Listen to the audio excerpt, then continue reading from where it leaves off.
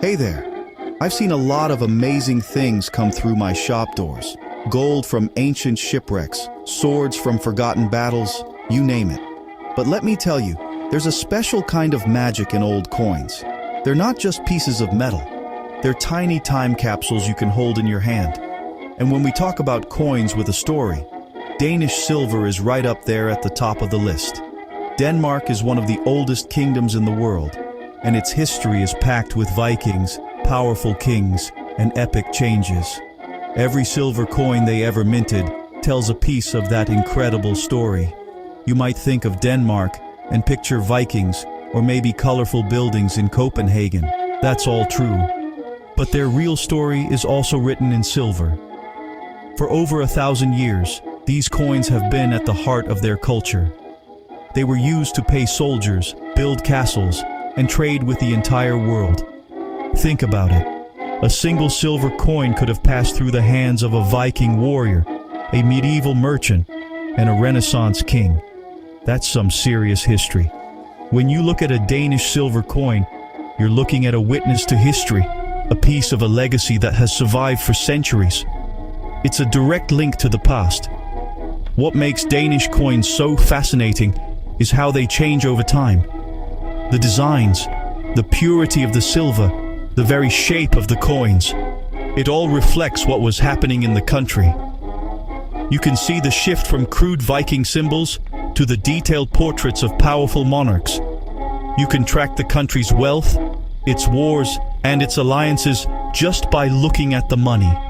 It's like a history book, but way more interesting because you can actually own a page. These aren't just collectibles, they're artifacts that tell a story of power, art, and survival. It's a journey through time, one coin at a time. So, we're going to take a deep dive into this amazing world. We'll start way back in the age of longships and horned helmets, with the very first silver coins used by the Vikings. Then, we'll travel through the centuries, watching how these pieces of silver helped build a nation. We'll look at the famous coins, the rare ones that collectors dream about, and how Denmark's history shaped every single piece. Trust me, by the end of this, you'll see that these aren't just old coins. They are treasures that capture the spirit of an entire nation, and their story is one you won't forget. Let's go back, way back, to the Viking Age, around the 8th to the 11th centuries. The Vikings were famous traders and raiders, traveling all over Europe and beyond. They didn't just deal in swords and furs, they dealt in silver. At first, they didn't use coins in the way we do. They used something called hack silver. This was basically just chopped up pieces of silver jewelry, bars or foreign coins. They would weigh it to figure out its value. It was a simple system, but it worked. If you needed to buy something, you'd just snip off a piece of a silver bracelet. It was all about the weight of the metal. But as the Vikings started trading more with places like England and the Arab world, they saw something new: coins. These were organized, stamped pieces of silver with a set value. The Vikings quickly realized this was a much better way to do business. Around the year 825, the first real Danish coins appeared in a town called Hedeby. These weren't fancy. They were simple silver coins called pennings, often copying designs from other European coins. They might have a picture of a ship, a deer, or just some abstract patterns. It was the beginning of a huge change for the Danish economy. These early Viking coins were more than just money. They were a symbol of power and influence. When a Viking king like Harald Bluetooth started minting his own coins around 975, he was sending a message. He was saying, "I am a real king with a real kingdom." His coins, known as cross pennies, had a Christian cross on them. This was a huge deal. It showed that Denmark was moving away from its old Norse gods and becoming a Christian kingdom, just like the rest of Europe. The coins were a form of propaganda, helping to unify the country under a new faith and a single ruler. The role of silver during this time was massive. Vikings hoarded it, buried it for safekeeping, and used it to show off their wealth. Archaeologists have found hundreds of Viking hoards buried in the ground all over Scandinavia. These hoards are filled with thousands of silver coins, jewelry, and ingots. They give us an incredible snapshot of the Viking world. They show us who the Vikings traded with, what they valued, and how they lived. These early silver pennings were the foundation. They paved the way for a more organized monetary system and marked Denmark's first step onto the world stage as a structured kingdom. After the Viking Age, Denmark's coins started to get a lot more interesting. The simple penning was just the beginning. As the Middle Ages rolled on, the designs and denominations began to change. Kings wanted their faces on the coins. It was a way to show everyone who was in charge. The coins became thinner and wider, and the images became more detailed. Instead of crude animals or ships, you started seeing crude portraits of the king, often holding a scepter or a sword. This was a big step up. It showed that the kingdom was becoming more stable and centralized. The names of the coins also evolved over time. After the penning came the skilling, the mark, and eventually the krone, which is still the name of Denmark's currency today. Each new coin represented a shift in the economy. Sometimes, a king would introduce a new coin because the old ones had lost their value. This often happened during times of war or economic hardship, when rulers would be tempted to put less silver in the coins to save money. People weren't stupid. They knew when a coin felt too light or looked off. This debasement of currency is a story as old as money itself. The designs really started to take off during the Renaissance. Kings like Christian IV, who ruled in the 17th century, wanted to show off their power and sophistication. He minted large, beautiful silver coins called spekedelers. These were the showstoppers. They were big, heavy pieces of silver with incredibly detailed portraits of the king in full armor. On the back, you'd find the royal coat of arms or other powerful symbols. These coins were not just for buying bread and milk. They were international trade coins, respected across Europe for their high silver content and impressive artistry. They were a statement of Denmark's wealth and ambition. This evolution continued for centuries. Each new monarch put their own stamp on the nation's currency. You can trace the entire lineage of the Danish royal family just by looking at their coins. The style of the portrait, the clothes they wore, the symbols they used, it all changed with the times. From the simple, almost childlike drawings of the medieval era to the formal, photorealistic portraits of the 19th and 20th centuries, Danish coins are a gallery of royal history. The journey from a humble penning to the modern krone is the story of Denmark itself, growing and changing into the country it is today. Making coins in the old days was hard work. It wasn't like today, with giant machines stamping out thousands of coins every minute. For centuries, every single coin was made by hand. It was a craft that required skill, strength, and a whole lot of precision. The process started with melting down the silver. This silver often came from mines in Norway, which was part of the Danish kingdom for a long time, or from foreign coins that were melted and reminted. The quality of the silver had to be just right.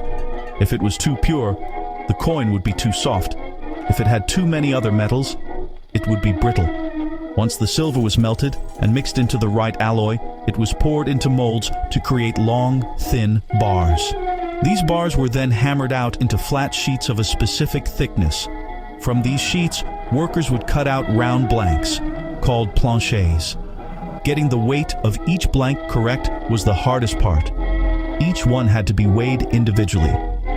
If a blank was too heavy, a little bit of silver was clipped off the edges. That's why many old coins aren't perfectly round. They have little flat spots where they were clipped to the right weight. It was a slow and painstaking process. The next step was the most important: striking the coin. This was done using two steel tools called dies. One die, the anvil die, was fixed into a wooden block. The other, the hammer die, was held by hand. A worker would place a silver blank on top of the anvil die.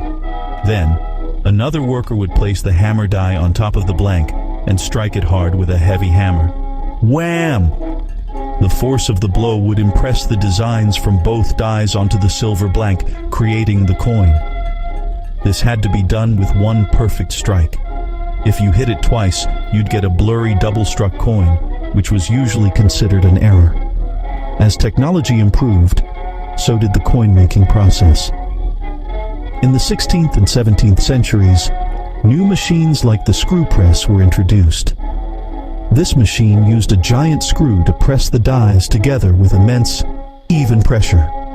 It was a huge improvement over the hammer. The coins came out much sharper, more uniform, and perfectly round. This new technology allowed the Royal Danish Mint to produce coins of incredible quality and beauty, like the famous Speciedelers.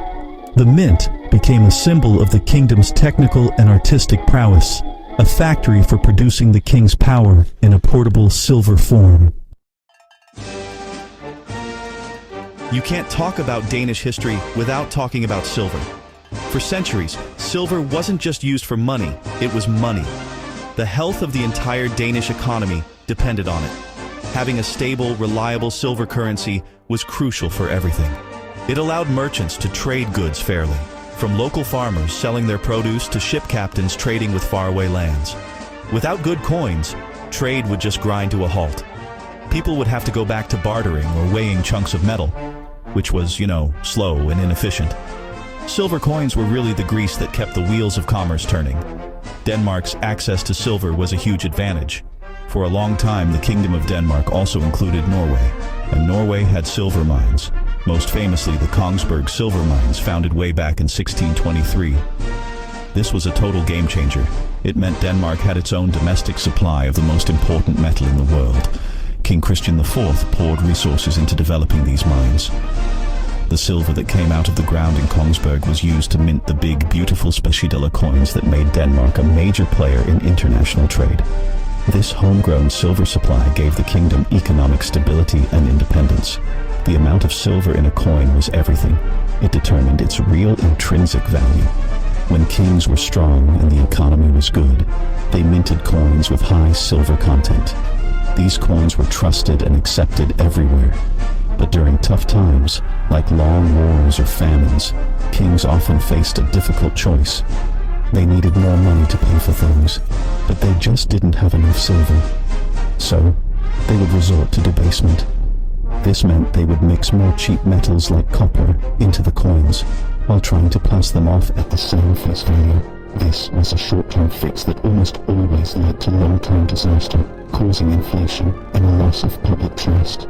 The flow of silver also tells a story of Denmark's global connections. Danish merchants and sailors from the Danish East India Company traveled all the way to Asia. They brought back spices, tea, and porcelain, and they paid for it with silver. Danish silver coins have been found in archaeological sites as far away as India and China. This shows just how far Denmark's economic reach extended. Silver was the universal language of trade. It connected Denmark to the rest of the world and fueled the ambitions of its kings, merchants, and explorers for hundreds of years. Without silver, the history of Denmark would look very different. Every collecting field has its holy grails, the rare and famous pieces that everyone wants. In the world of Danish numismatics, it's no different. Some coins are legendary, not just for their rarity, but for the stories behind them. One of the most famous is the Hebrew Speciedaler of King Christian IV from 1644. On this coin, the king's motto is written in Hebrew letters, spelling out Jehovah. It was a very unusual and bold statement for the time, reflecting the king's interest in theology and his desire to show his piety.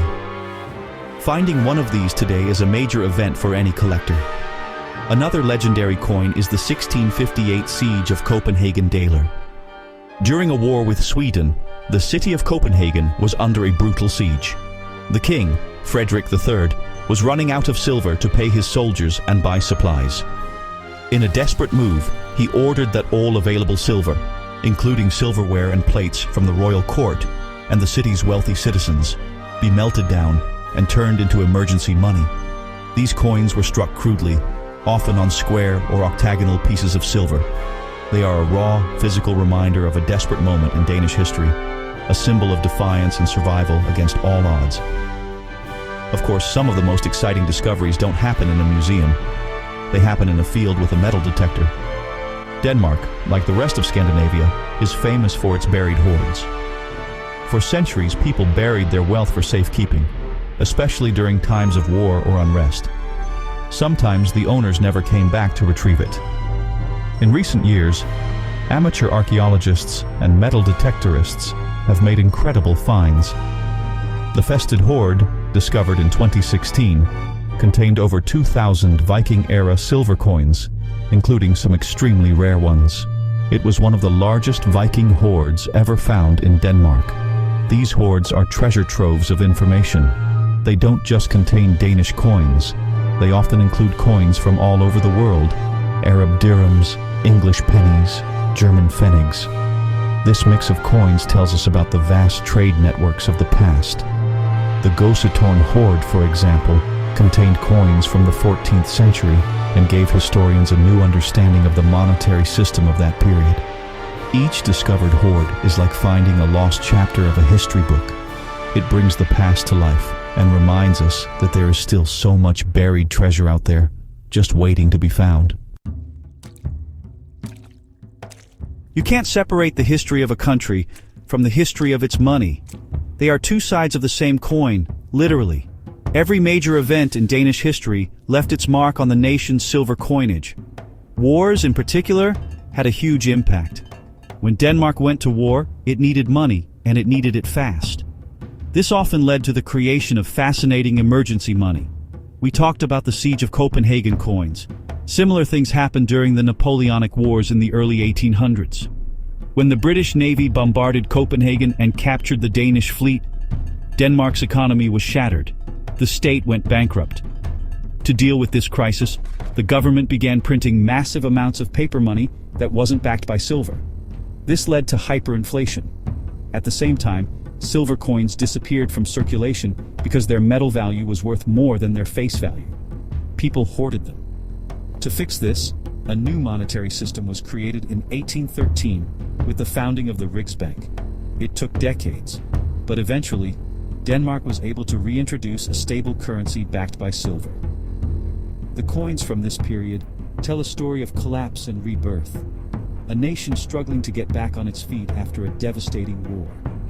Royal succession was another major driver of change in coinage. Every time a new king or queen came to the throne, the mint had to create new dies with their portrait. This makes Danish coins a fantastic way to learn about the country's long line of monarchs. You can see the stern face of Christian IV, the Builder King.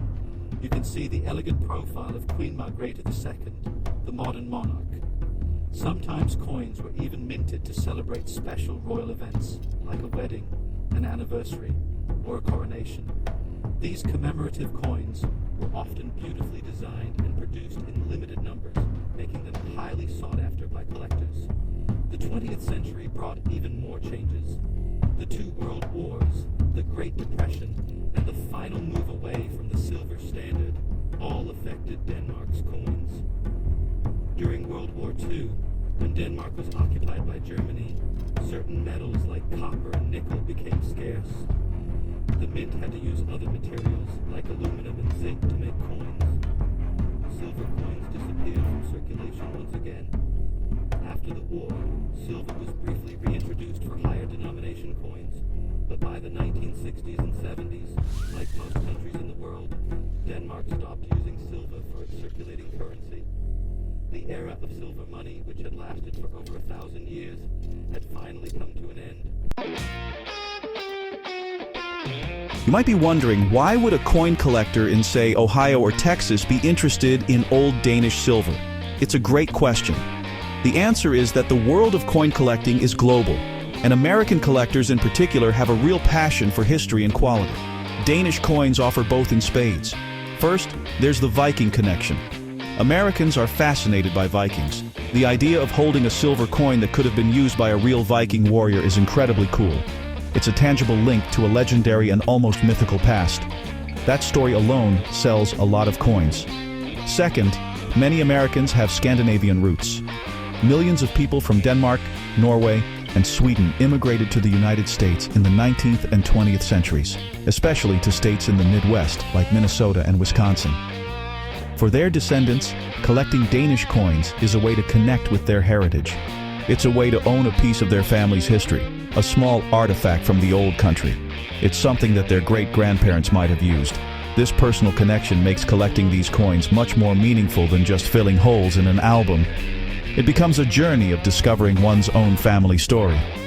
Third, American collectors appreciate artistry and quality. And Danish coins, especially the large silver specie-dollars and kroners from the 17th to the 19th centuries, are simply beautiful objects. The level of detail in the portraits, the complexity of the coats of arms, and the sheer size and weight of the silver are very impressive. These coins were made to be respected. They feel substantial in your hand.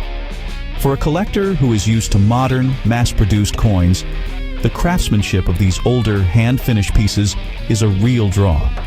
They are miniature works of art, produced by masters of their craft centuries ago. Finally, there's the thrill of the hunt. While some Danish coins are common, many of the older and more interesting ones can be quite scarce, especially in the American market. This makes finding them a fun challenge.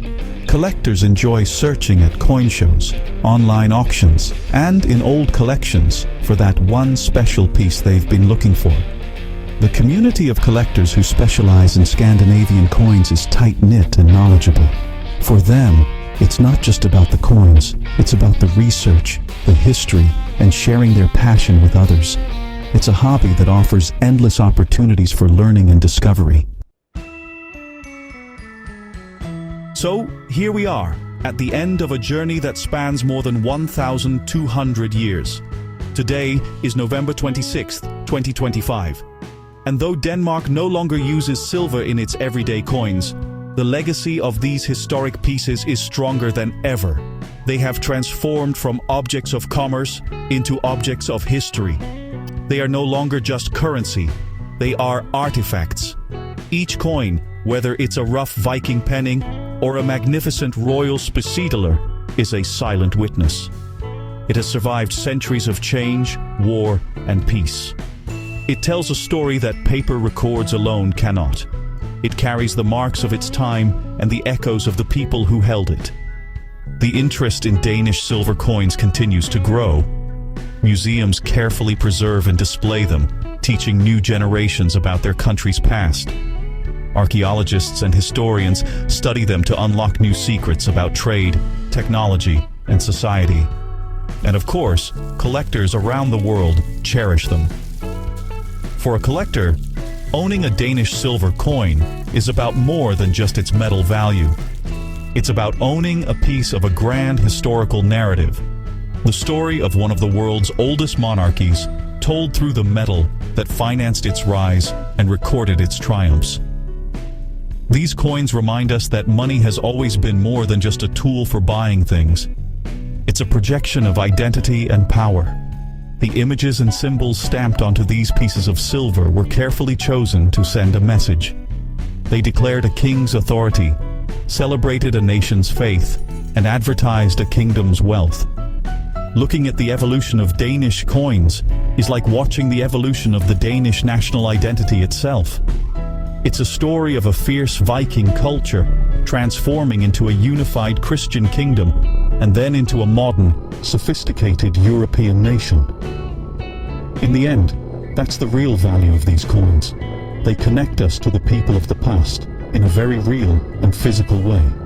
When you hold a 400-year-old silver coin in your palm, you can't help but wonder, who held this before me? What did they buy with it? What were their hopes and fears? The coin doesn't answer, but it makes you ask the questions, and that's its magic. It sparks our imagination and makes history feel alive. The story of Danish silver is a rich and fascinating one, and it's a story that's far from over. Because as long as there are people who love history, these little pieces of silver will always be priceless treasures.